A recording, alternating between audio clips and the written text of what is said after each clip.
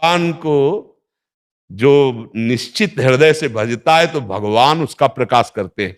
राजसूय यज्ञ हुई युधिष्ठिर जी की, उसमें यह था कि जब सब भक्तजन पा जाएंगे, पूर्णता होगी, तो शंख ध्वनि होगी।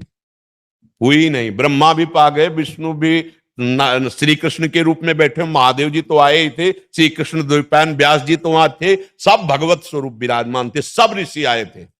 अब भगवान से युधिष्ठिर जी ने पूछा कमी क्या रह गई, शंख क्यों नहीं बजा?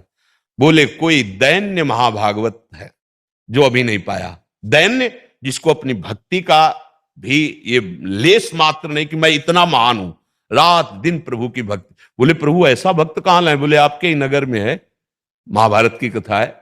बोले प्रभु मेरे नगर में इतना महान भक्त और मुझे आज तक परिचय नहीं मिला? बोले हां, स्वपच वाल्मीकि, हाथ में टोकरी और झाड़ू और दोना पत्तल उठाते हैं और रात दिन श्री कृष्ण प्रेम में उन्मत्त रहते हैं। बोले जाओ उनको बुला के लाओ। बोले प्रभु ये तो रोज सेवा के लिए आते हैं, हमने तो कभी जाना ही नहीं। अब वो मालिक मालिक कहकर सेवा करके निकल जाते, कोई जान ही नहीं पाया। अब भेजा अर्जुन और भीमसेन को कि जाके प्रणाम करना उनको साष्टांग। अब जब उनके घर में गए तो जो हालत देखी, वो भगवान को पुकार पुकार कर रो रहे थे। जी देखा कि अरे तो राज धर्म से युक्त अर्जुन भीम तो एकदम मालिक।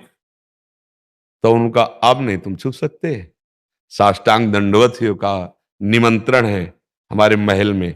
बोले मालिक निमंत्रण के, हम तो रोज जूठन आपकी पाते हैं। बोले अब नहीं। तो वो ऐसे किए, भगवान श्री कृष्ण से गुस्सा होके बोले कि चैन से भजन कर रहा था, भजन नहीं करने दोगे आप सामने, कि अब तुम प्रकाशित करोगे, ऐसा होगा तो पूरा विश्व नमन करेगा। हाँ भाई हम चैन से दीन बनकर भजन कर रहे थे, पर अब तुम्हारी जैसी रुचि।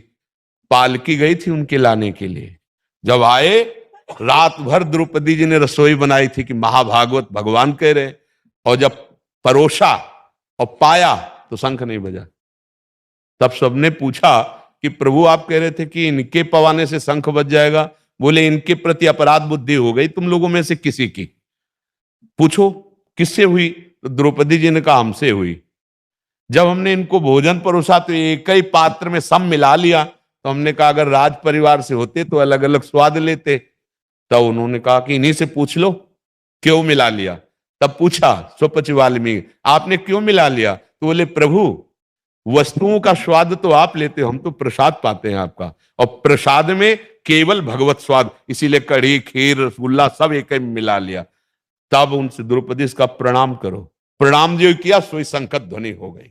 ये अगर भक्ति और दैन्य और छुपाव अंदर से, और ये भाव कि कोई जाने ना हमारी साधना को, हमारे भजन को, वो सीधे भगवान जानते हैं। फिर उसका जो विस्तार होता है, बिस्तरे सब जग विमल कीरति साधु संगति ना टरे, बास वृंदा विपिन पावे श्री राधिका जो। तो बच्चा सही मार्ग में चलो, हाँ भगवत चर्चा सुनो, भगवान नाम जप करो, गंदे आचरण मत करो, गंदा नशा मत करो, गंदा भोजन मत करो। अभी सच्चाई के आंसू आने लगेंगे।